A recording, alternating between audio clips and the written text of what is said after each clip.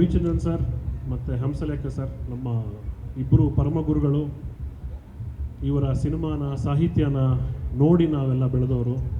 ನಮಗೊಂದು ಸೌಭಾಗ್ಯ, ಈ ಇಬ್ಬರು ದಿಗ್ಗಜರನ್ನ ಸೇರಿಸಿ ಕ್ರೇಜಿ ಬ್ರಹ್ಮ ಅಂತೇಳಿ ಒಂದು ಕಾರ್ಯಕ್ರಮ ರೂಪಿಸಿದ್ದೀವಿ. ಬಹುಶಃ ಮನೆ ಮಂದಿ ಆಗಿದೆ ಆಗಲೇ. ಈ ಕಾರ್ಯಕ್ರಮ ಮೇ 30ನೇ ತಾರೀಕು ನಡೀತಾ ಇದ್ರು ಕೂಡ ಕಾರ್ಯಕ್ರಮ ನಡೆಯುತ್ತೆ.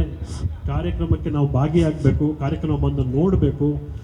ಏನು 90ರ ದಶಕದಲ್ಲಿ ಈ ಜೋಡಿ ಏನು ಮೋಡಿ ಮಾಡಿತ್ತು, ಆ ಮೋಡಿನ ಕಣ್ ತುಂಬಿಸ್ಕೋಬೇಕು ಅಂಥೇಳಿ ನಾಡಿನ ಸಾಕಷ್ಟು ಭಾಗಗಳಿಂದ ಈಗಾಗಲೇ ನಮಗೆ ಕರೆಗಳ ಸುರಿಮಳೆನೇ ಬರ್ತಾ ಇದೆ. ಟಿಕೆಟ್ಸ್ ಎಲ್ಲಿ ಸಿಗುತ್ತೆ, ಮತ್ತು ಹೆಂಗೆ ಬರಬೇಕು, ನಾವು ಪಾರ್ಕಿಂಗ್ ಇರುತ್ತಾ ಅಂಥೇಳಿ. ಆಮೇಲೆ ಸಾಕಷ್ಟು ಜನಕ್ಕೆ ಈಗ ಒಂದು ಅನುಮಾನ ಕೂಡ ಕಾಡ್ತಾ ಇತ್ತು, ಏನಂತ ಹೇಳಿದ್ರೆ ಮಳೆ ಬರುತ್ತೆ, ಮಳೆ ಬಂದರೆ ಹೇಗೆ ಮಾಡೋದು ಅಂಥೇಳಿ. ಸೊ ಈಗ ಇಡೀ ಸ್ಟ್ರಕ್ಚರು ಅಂದರೆ 8,000 ಜನಕ್ಕೆ ಕೂತ್ಕೊಳ್ಳುವ ವ್ಯವಸ್ಥೆ ಮೊದಲು ಓಪನ್ ಗ್ರೌಂಡ್ ಇತ್ತು, ಈಗ ಅದನ್ನು ನಾವು ಪೂರ್ತಿ ಸ್ಟ್ರಕ್ಚರ್ ಮಾಡ್ತಾ ಇದ್ವಿ. ಸೊ ಹಾಗಾಗಿ ಯಾರಿಗೂ ಕೂಡ ಮಳೆ ಬರುತ್ತೆ ಅನ್ನೋ ಆತಂಕ ಖಂಡಿತ ಬೇಡ.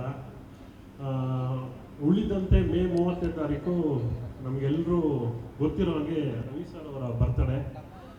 ಈ ಬರ್ತಡೇನ 65ನೇ ವರ್ಷದ ಬರ್ತಡೇನ ಚಿರಸ್ಥಾಯಿಯಾಗಿ ಉಳಿಸ್ಬೇಕು ಅಂಥೇಳಿ ನಮ್ಮ ತಂಡ ಸಾಕಷ್ಟು ಈ ನಿಟ್ಟಿನಲ್ಲಿ ಕೆಲಸ ಮಾಡ್ತಾ ಇದೆ. ಇದಕ್ಕೆ ನಮಗೆ ಬೆನ್ನೆಲುಬಾಗಿ ನಿಂತಿರೋದು ಹಂಸಲೇಖ ಸರ್. ಈ ತಾರಾ ಜೋಡಿ ಏನು ಕನ್ನಡ ಚಿತ್ರರಂಗಕ್ಕೆ ನೀಡಿದ ಕೊಡುಗೆ ಏನಿತ್ತು, ಆ ಕೊಡುಗೆನ ಸೆಲೆಬ್ರೇಟ್ ಮಾಡ್ತಾ ಇದ್ದೀವಿ.